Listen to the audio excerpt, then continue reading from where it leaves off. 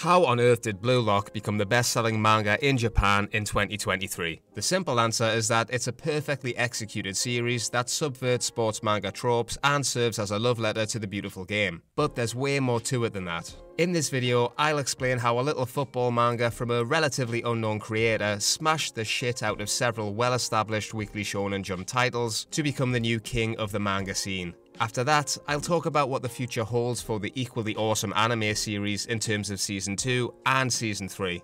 Ready? Let's go.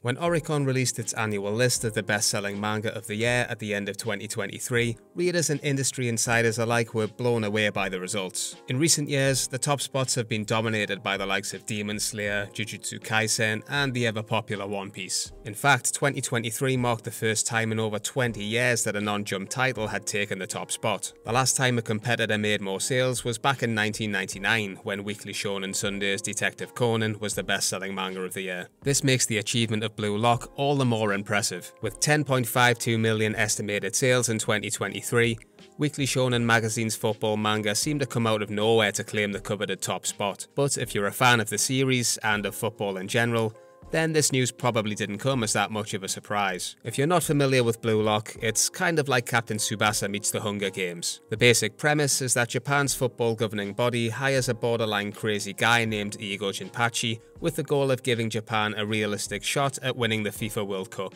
Igo believes that the Japanese tendency to favour teamwork over individual flair is holding the national side back, so he creates a training facility called Blue Lock. He invites the top 300 most promising young strikers in the country to join the program with the intention of turning one of them into the world's most selfish and therefore most effective goalscorer. It's a big opportunity, but it's also a huge risk because those who fail at Blue Lock will never be permitted to represent Japan on the pitch. We follow second-year high school student Yuichi Isagi, who is ranked at number 299 at the start of the series, meaning his chances of making it to the World Cup are slim at best. To begin with, Isagi is disgusted by Igo's radical approach. However, according to Blue Lock writer Muneyuki Kaneshiro, he definitely has a point. In a recent interview, Kaneshiro said, "The Japanese have a tendency to cooperate and respect harmony, and I think the root of the problems the Japanese soccer world is facing is a lack of egoists because of this excessive cooperativeness." When Kaneshiro first had the idea for Blue Lock, he brought this opinion to a bunch of people involved in Japanese football, and to his surprise, he was met with agreement. He said,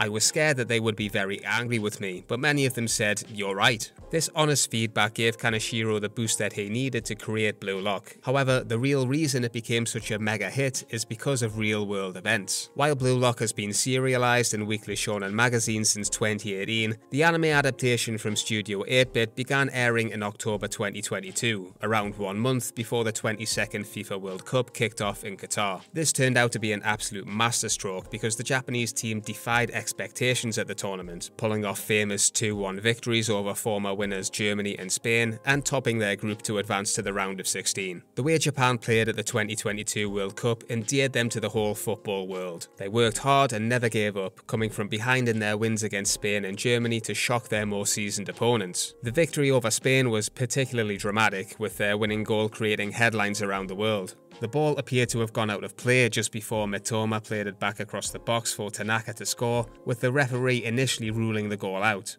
From most angles, the ball looked like it had crossed the line. However, the video assistant referee had a bird's eye view of the incident, and he confirmed that it was still in play, by the smallest of margins, but still in play, meaning the goal had to stand. The whole ball has to cross the line for it to be considered out, and despite the protests of the Spanish defenders, this just wasn't the case. Mitoma's persistence paid off, and the Japanese fans were literally in tears as their team held on to secure a win that will go down in the history books. This was the first time that an Asian team won their World Cup group at a tournament held outside of their home country, and it also marked the first time an Asian team managed to reach the knockout stages twice in a row. Sadly, Japan were knocked out after losing a penalty shootout to Croatia, but by this point, the Japanese public had well and truly caught football fever. The hashtag Blue Lock is real was trending, and the national team's success became intrinsically linked with the anime. When the first season of the show came to a close in March 2023, people naturally turned to the manga to find out what happens next in the story of Isagi and his fellow Blue Blue Lock participants. Sales went through the roof and Blue Lock shot to the top of the sales charts, leaving all the usual suspects in its wake. It was a full circle moment for Kaneshiro, who first fell in love with football when the World Cup was held in Japan and neighbouring South Korea back in 2002. Speaking to a local newspaper, he said, "The reason I became a soccer fan was the Japan-Korea tournament 20 years ago. I felt that it was a crazy festival that the world was excited about. After that, I became addicted to the soccer game Winning 11 and played soccer with friends and gradually started watching the J-League and the European leagues. In Winning 11, I created a fictitious team called Kaneshirona, which was a play on Barcelona, with all the players' names taken from acquaintances." If you're not familiar with Winning 11, which is known as Pro Evolution Soccer or just PES in Europe, it's a video game series that dates back to the mid-90s. Unlike the rival series FIFA from EA Sports, PES didn't have the rights to use the names of real players, but it was pretty obvious who they were supposed to be. Savvy gamers began using patches to edit the code and enter the real names of players, and from PES 6 onwards, the creators included a league with generic team names that was fully customizable. This feature let players recreate real-life leagues, but it also allowed people like Kaneshiro to create made-up teams. So this means that, in a roundabout way, the World Cup not only made Blue Lock the best-selling manga in Japan, it's also responsible for its creation. The 2002 tournament kick-started Kaneshiro's love affair with football, and it led to him making Kaneshirona on PES, his first fictional team.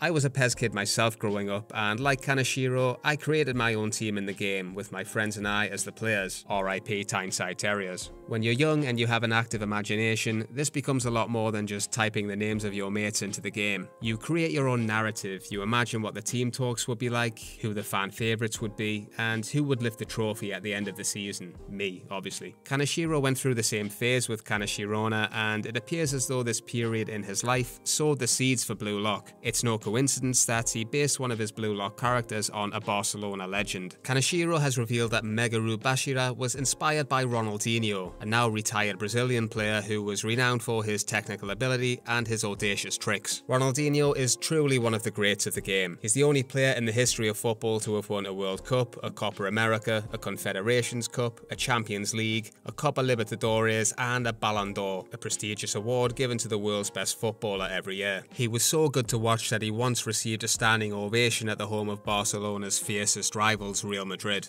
The question is, will the manga still be going by the time the next World Cup kicks off in 2026? Here's what Kaneshiro said about bringing the story to a close when he spoke to the German magazine Animania. "The rough draft is fixed and I also have the ending in mind, albeit very vaguely. But since I'm still thinking of things the characters are struggling with right now as I'm writing, I still have a lot to tell and I can't finish the story just yet. I don't know how many volumes there will be in the end, but once everything that needs to be drawn is drawn, I'll finish the story without hesitation. Hopefully the manga will carry on for many years, but even if it doesn't, it's highly likely that the anime will still be in full swing come the next World Cup. Blue Lock Season 2 is already confirmed, and while we don't know the exact release date yet, the chances are it will drop at some point in 2024. That means a third season could realistically come out right before the 23rd World Cup in 2026. This obviously makes a lot of sense from a commercial standpoint, and it would serve to strengthen the link between Blue Lock and the world's premier football competition. The two are already connected in the minds of fans thanks to the whole Blue Lock is real thing, as well as the connection with Adidas, the brand behind Japan's official kit. A few months before the 22nd World Cup got underway in 2022, Blue Lock artist Yusuke Nomura drew a bunch of characters wearing the actual Adidas World Cup jerseys for a promotion intended to drum up interest in both the competition and Blue Lock. This was how Adidas revealed the new kit to the public, and given how well everything went for the Samurai Blue in Qatar, chances are they'll do something similar for the next tournament. And who knows, perhaps Japan can go even further this time. The amount of Japanese players who are applying their trade in Europe's top leagues is on the rise, and it seems like it's only a matter of time before the national side makes it to the latter stages of the tournament. Is Japan actually capable of winning the World Cup? Maybe not right now, but if they continue to work toward that goal, then there's every chance that they will be the first Asian country to lift the famous trophy. It's been confirmed that the World Cup will have a new format in 2026, featuring 48 teams instead of 32. This means that winning the tournament is going to be harder than ever before, but that will only add to the sense of satisfaction for the eventual winners. If Japan is going to go all the way, then they need to abolish the idea of winning by chance and claim victory as a logical consequence, just like Ego said. I love that quote. It's not only a great motto for football, but also for life in general.